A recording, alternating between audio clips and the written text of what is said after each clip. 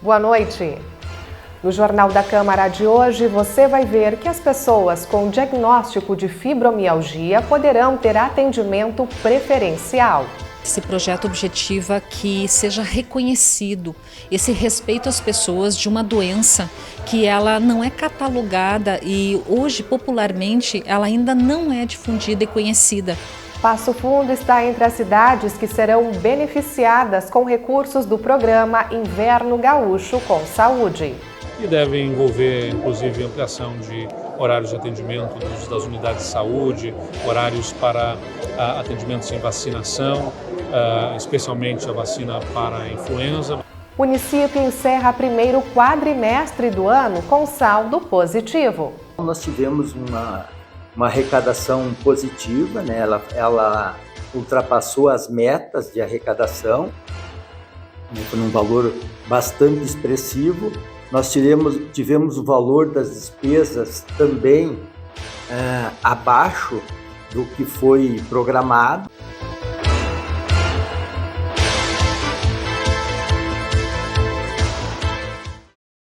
A obrigatoriedade de atendimento preferencial às pessoas com fibromialgia poderá se tornar lei. Para isso, é preciso que um projeto que tramita na Câmara de Vereadores seja aprovado. Já temos em nossa cidade a lei que institui o Dia Municipal de Conscientização à Fibromialgia, a ser celebrado em 12 de maio de cada ano. E agora, um novo texto tramita no Poder Legislativo. Assim como já acontece com idosos, gestantes e deficientes, ficam os órgãos municipais, empresas públicas ou privadas a atender de forma preferencial as pessoas com fibromialgia.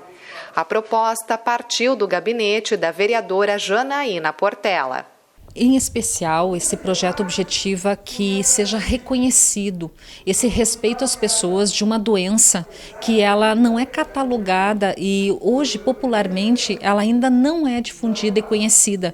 Muitas pessoas têm culturalmente uma questão de desprestigiar, de não dar valoração à efetiva dor que muitas pessoas estão sofrendo, sendo atingidas e às vezes não possuem o diagnóstico correto desta doença.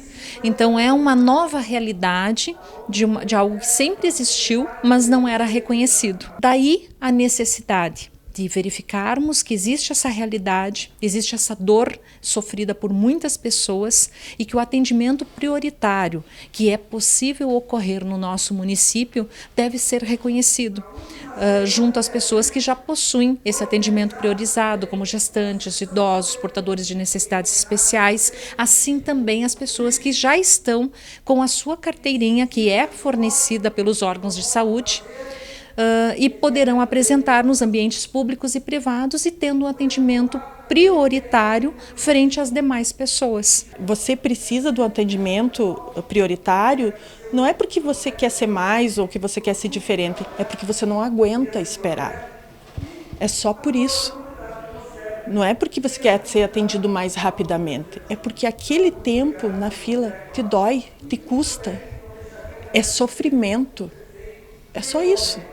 Claro que não se trata de trazer, como a gente tem verificado, um privilégio, e sim um reconhecimento de uma realidade de pessoas que sofrem dor e não há por que não reconhecer isso e atendê-las com prioridade, minimizando esses sintomas. A vereadora conheceu a realidade dos pacientes acometidos pela fibromialgia através de Kátia Guadagnin. Ela sofre com as dores causadas pela doença há 6 anos. Como muito a gente já tem estudado e observado, os médicos também tinham dificuldade de diagnóstico, até hoje possuem. E se tratam de vários sintomas de dores que muitas vezes é confundido com outras doenças, tanto que o tratamento ele não possui uma medicação específica. E o trato é com vários medicamentos que comportam tratamentos para inúmeras doenças. Eu comecei a sentir muitas dores, né? E eu não conseguia identificar essas dores. Eu tinha dor nas costas, eu tinha dor na perna, eu fui em médicos ortopedistas, eu fui em vários, isso já há 6 anos, né? E eu comecei a questionar essas dores. Eu fui assim, em vários médicos e ninguém conseguia identificar o porquê que eu tinha essas dores. E essas dores eram diárias, todo dia, eu passando a minha rotina com dor. E isso foram 2 anos, até que um dia eu cheguei numa médica, uma reumatologista. E ela disse assim, a gente fez vários exames e ela disse assim, eu entendo a tua dor, eu acho que eu sei o que você tem. E ela disse, você tem fibromialgia. E eu acredito nas tuas dores. Aquilo assim foi muito emocionante. Foi assim um início assim que me tranquilizou um monte. Não foi assim o fim, porque eu estava comentando agora há pouco que já fazem 6 anos, há 4 anos que eu estou conseguindo com medicação viver um pouco melhor. Não são dias tranquilos, né? Mas esse ano eu consegui entender que eu não tenho cura. Eu tenho dias melhores e dias piores, né? Tem dias que eu não consigo ir no shopping com as minhas filhas, porque eu não consigo caminhar de dor. Eu estava comentando com a minha filha que eu não uso mais a roupa que eu quero, eu uso a roupa que eu consigo usar. A gente tem dia e a gente tem horário para as coisas. A gente tem responsabilidade. Eu tenho que levar minha filha até às 7h15 no colégio. Eu tenho a dor ou não tenho. Eu tenho que buscar minha filha até determinado horário. E eu não tenho direito a estacionamento especial. Então, assim, o banco, eu tenho que ficar numa fila, eu tenho que esperar meia hora, 40 minutos, às vezes mais. Se eu tenho que esperar em pé, eu sei o quanto dói os meus pés. Eu sinto alfinetadas nos meus pés. Eu sinto as minhas mãos arderem sem ter contato com nada. Comecei a procurar em cidades aqui do interior mesmo, se já havia nesse sentido, para poder sugerir na nossa cidade para se enquadrar também nessa lei que vai, tomara que seja, né, aprovada. Então, com isso, eu entrei em contato com a Câmara de Vereadores e a vereadora Janaína me deu a resposta, né, me convidou para vir conversar sobre esse projeto e foi muito, como eu posso dizer, produtiva a conversa com ela. Ela não nos deu esperança de que vai ser aceito, mas ela nos deu um respaldo de que há um fundamento, há uma necessidade para essa lei ser aprovada, né? Porque não é só a minha mãe. Eu fui buscando para ajudar a minha mãe, mas quantas outras pessoas que estão aí sendo, digamos, ignoradas no anônimo, né? Que não têm a solidarização pela doença que portam, né? E eu pensei assim, se eu posso ajudar a minha mãe e as outras pessoas, por que não tentar, né? Foi lançado nesta semana o programa Inverno Gaúcho com Saúde. O governo do estado vai investir mais de 10 milhões de reais em unidades que atendam pelo SUS, como forma de enfrentar o aumento dos casos de doenças respiratórias. O Hospital São Vicente de Paulo, aqui de Passo Fundo, está entre as instituições que irão receber R$ 375 mil. Que devem envolver, inclusive, ampliação de horários de atendimento das unidades de saúde, horários para atendimento sem vacinação, especialmente a vacina para a influenza, mas também da pneumonia e outras que são muito importantes. É importante destacar para a nossa população a relevância das vacinas, a proteção, que a imunização é fundamental para as crianças, para os públicos de mais idade também. Equipamentos disponibilizados aos hospitais para esse atendimento nas UTIs pediátricas e internações que são mais recorrentes nesse período do ano, e também recursos que vão viabilizar a telemedicina, que são profissionais disponibilizados para dar assistência, apoio, profissionais especializados dedicados numa faixa de horário para o atendimento lá na ponta, quando um profissional de saúde precisa de algum tipo de orientação, de algum profissional, de um médico especialista, e que com essa orientação pode evitar a internação de uma criança por ter uma orientação correta já naquele momento. Então, são algumas das estratégias que estarão atendidas por esses 10 milhões de reais que a gente está disponibilizando para o enfrentamento de mais um inverno aqui no nosso estado. A gente tem estruturas de saúde em que quanto mais especializado e sofisticado tem que ser o atendimento, menor o tamanho que a gente consegue ter dele, porque você não consegue sustentar UTIs pediátricas em todo o estado, em todos os municípios. Então você precisa ter isso para ser sustentável e capaz de ser mantido em um volume reduzido. Então a gente tem que evitar que chegue, né, quadros mais graves, por isso que a gente dissemina junto às unidades de saúde, apoiando os municípios, uma estratégia com esses recursos para podermos fazer com que seja mais efetivo lá na ponta o trabalho, desde a vacinação, que é prevenção, que é proteção fundamental, até a orientação mais adequada quando algum caso se apresenta já com algum nível de gravidade, para tentar evitar a internação e, se for o caso de internação, ter toda a estrutura assim, de retaguarda de atendimento de UTIs, especialmente pediátricos, porque são as crianças que são mais acometidas aí de doenças respiratórias graves nesse período. Problemas respiratórios estão entre as principais causas de internação de crianças e adolescentes do estado em 2022, representando 12% dos casos. Pneumonia, asma, bronquite e bronquiolite são as doenças que mais levaram à hospitalização. A baixa cobertura vacinal é outro fator preocupante. Entre 2018 e 2022, a campanha nacional contra a influenza não atingiu a meta de imunizar 90% na faixa entre 0 e 14 anos.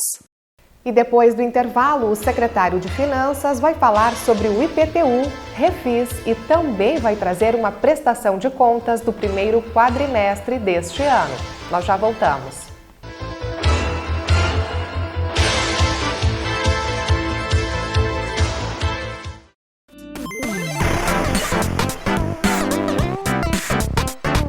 Você sabe como funciona o APARTE nas sessões plenárias? Você que já acompanhou uma sessão plenária deve ter presenciado os vereadores interromperem a fala de outro parlamentar que está se manifestando na tribuna, solicitando um aparte. O aparte é a interrupção do orador breve e oportuna para questionamento, contestação ou esclarecimento, especificamente sobre a matéria que o orador está abordando na tribuna. O aparte só é permitido havendo a licença do orador e deve respeitar as normas relativas à discussão. É vedado o aparte a palavra do presidente quando paralelo ao discurso durante o encaminhamento da votação, reclamação e questão de ordem ou quando o orador declarar que não o permite. No caso de apartes antirregimentais, os mesmos não constarão na ata oficial.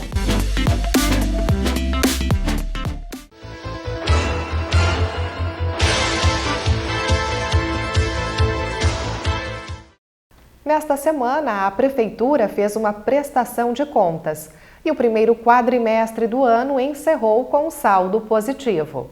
Conforme o secretário de Finanças, a arrecadação é obtida de diferentes fontes, como, por exemplo, o pagamento do IPTU. A Prefeitura apresentou 3 possibilidades para o cidadão recolher o IPTU. 2 parcelas antecipadas, uma que foi em janeiro, com um desconto bem representativo, a outra em 15 de março, também que reduziu um pouco os descontos, e também aquela terceira possibilidade que está em andamento ainda, que é o parcelamento, que iniciou a primeira parcela em 15 de março e vai até 15 de outubro. O IPTU 2023, nós tivemos um lançamento do tributo em torno de 113 milhões de reais, e a posição até 30/4, aí nós tínhamos já recolhido em torno de 54 milhões, que representa em torno de 49% do que foi lançado, e nós temos aí em torno de 51% que estão sendo recolhidos neste parcelamento aí, Então, nós não temos uma posição definitiva ainda em relação à inadimplência, Nós só vamos ter lá no mês de outubro. Mas o IPTU, historicamente, ele apresenta uma inadimplência aí que ao redor dos 20%, que são contribuintes que deixam para fazer essa regularização após o último vencimento, né? É uma, vamos dizer assim, uma inadimplência aceitável que a prefeitura vai cobrando futuramente. Então, nós estamos plenamente satisfeitos com o andamento do programa do IPTU 2023, né? Alertamos ao cidadão que é importante ele recolher esse tributo dentro dos prazos regulamentares, né? Regularizar a situação até o último prazo de pagamento, para ele poder obter um desconto maior no IPTU de 2024. Porque somente a adimplência ela representa 5% no desconto do tributo, né? Então, é importante o cidadão manter esse tributo pago em dia para ele usufruir de todos os descontos que o IPTU proporciona. Em relação ao Refis, né, que é um programa de recuperação de créditos tributários e não tributários da Prefeitura, né, foi encaminhado à Câmara de Vereadores um projeto de lei, né, para que a gente implante este programa. E então nós estamos aguardando a tramitação e a aprovação junto à Câmara Municipal. Ele é um programa que vai possibilitar uma redução de 100% na multa e juro dos tributos, cujo fato gerador venceu em 31 de dezembro de 2022, né? Então, são débitos vencidos, né, de anos anteriores, né, que vai dar essa possibilidade do cidadão recolher. Se recolher à vista, ele vai ter um desconto de 100% da multa e juro. Tem mais uma possibilidade de recolher em 2 parcelas, né, onde o desconto vai ser de 80%, tanto dos juros quanto da multa. E uma terceira e última possibilidade é um recolhimento em 4 parcelas, onde a redução vai ser de 50% do monte de juros. A Secretaria de Finanças, aí, por força da Lei da Responsabilidade Fiscal e da própria Constituição, no último dia 30, aí, nós realizamos, no plenarinho da Câmara de Vereadores, a prestação de contas referente ao primeiro quadrimestre de 2023. Essa é uma prestação de contas, né? É uma avaliação das nossas metas, né, que são estabelecidas através do orçamento da Prefeitura, né?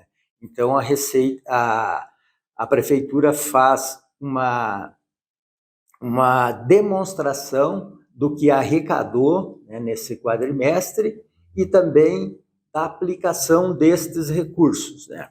É uma prestação de contas sintética, né, com as principais informações, né?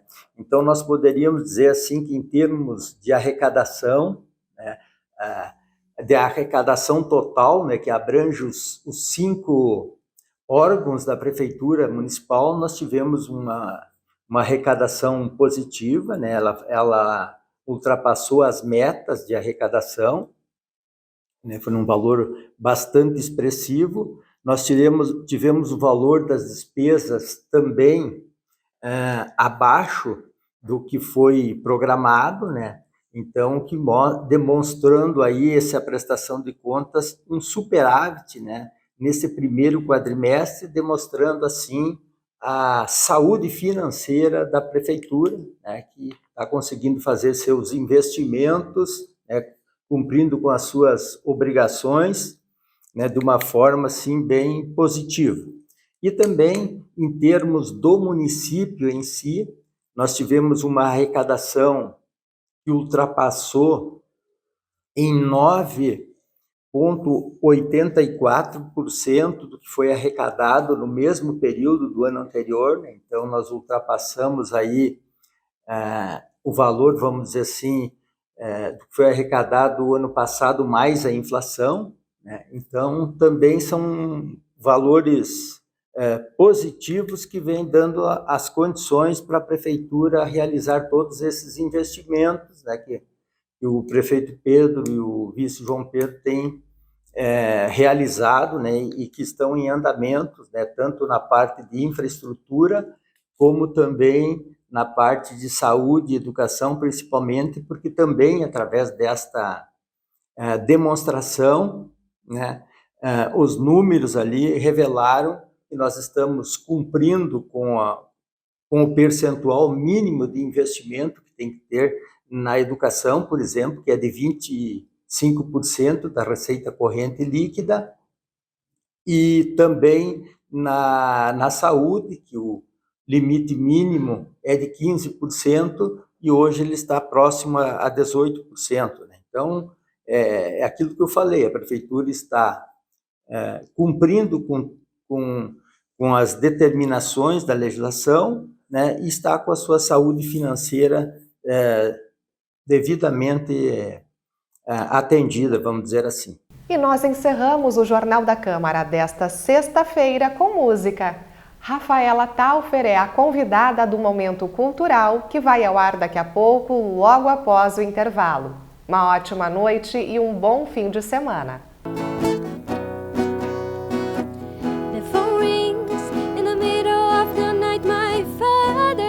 What you gonna do with your life? Oh, daddy dear, you know you're still number one. But girls, they wanna have fun. Oh, girls just wanna have, that's all they really want. Some fun. When the working day is done, oh, girls, they wanna have fun. Oh, girls just wanna have fun.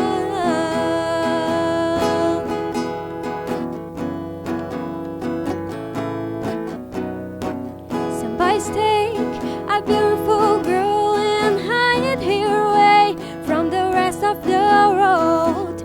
I want to be the